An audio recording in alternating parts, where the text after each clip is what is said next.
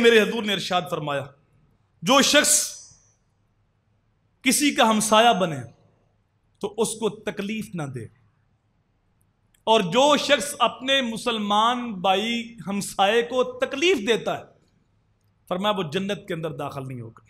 اپنے مسلمان بھائی کو، ہمسایہ بھی ہے مسلمان بھی ہے، تو اس کے تو دو حق ہے نا، ایک مسلمان ہونے کا اور ایک ہمسایہ ہونے کا۔ اور اگر ہمسایہ بھی ہے مسلمان بھی ہے اور رشتہ دار بھی ہے، اس کے تین حق ہیں۔ اب رشتہ دار بھی نہیں، مسلمان بھی نہیں، کافر ہے، ہمسایہ ہے، اس کا بھی ایک حق ہے۔ تو فرمایا کہ وہ جنت کے اندر داخل نہیں ہوگا جو اپنے ہمسائے کو تکلیف دیتا ہے۔